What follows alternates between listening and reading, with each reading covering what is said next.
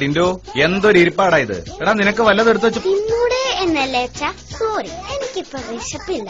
തിന്നാനല്ല, വല്ലതും എടുത്തു വെച്ച് പഠിച്ചൂടേന്ന്.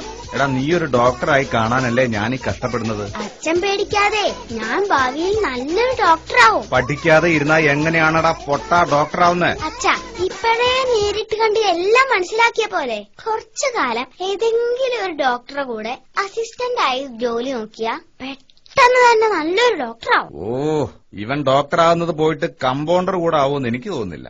ഏതായാലും അച്ഛന്റെ ആഗ്രഹം നടത്തി കൊടുക്കണം. ഇന്ന് തന്നെ practice തുടങ്ങിക്കളയാം.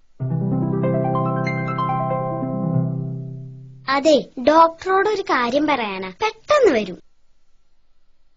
Doctor, good morning. Good morning. എന്താ അസുഖം? അസുഖമൊന്നുമില്ല ഡോക്ടർ, ഒരു ആവശ്യത്തിന് വന്നതാ. ആവശ്യമോ? എന്താ ആവശ്യം? എന്റെ അച്ഛന് ഭാവിയിൽ ഞാനൊരു ഡോക്ടർ ആവാൻ ആഗ്രഹം. ഡോക്ടർ എന്നെ ഒന്ന് സഹായിക്കണം. എങ്ങനെ? എന്നെ കുറച്ചുകാലം സാറിന്റെ അസിസ്റ്റന്റ് ആക്കണം. സാറ് ചികിത്സിക്കുന്നതൊക്കെ നോക്കി പഠിച്ചാൽ 1-2 മാസം കൊണ്ട് എനിക്കൊരു ഡോക്ടർ ആവാമല്ലോ. ആരാ ഇവനെ ഇങ്ങോട്ട് കടത്തി വിട്ടത്? ഇറങ്ങി പോടാവുന്നത്. അങ്ങനെ വിട്ടാ പറ്റില്ല. ഞാനൊന്ന് വിചാരിച്ചാ അത് സാധിച്ചിട്ട് തന്നെ ബാക്കി കാര്യം. നിങ്ങൾക്ക് എന്താ അസുഖം? അതറിയാനല്ലേ ഇവിടേക്ക് വന്നത്. അങ്ങനെ പറഞ്ഞാ എങ്ങനെയാ? എനിക്ക് ചികിത്സിക്കണ്ടേ? രോഗം കണ്ടുപിടിച്ച് ചികിത്സിക്ക്. ഫീസ് തരുന്നുണ്ടല്ലോ. കൂടുതൽ സംസാരമൊന്നും വേണ്ട. ഡോക്ടർ, അയാളെ ഏതെങ്കിലും മൃഗഡോക്ടർ അടുത്തേക്ക് പറഞ്ഞയക്കൂ. സംസാരമൊന്നുമില്ലാതെ ചികിത്സിക്കാൻ മൃഗഡോക്ടർക്കേ കഴിയൂ. ഏതാടാ നീ? ഞാൻ ഈ ഡോക്ടറുടെ അസിസ്റ്റന്റാ. മിണ്ടാതിരിക്കൂ കുട്ടി. ശരി, ഞാനൊന്ന് പരിശോധിക്കട്ടെ.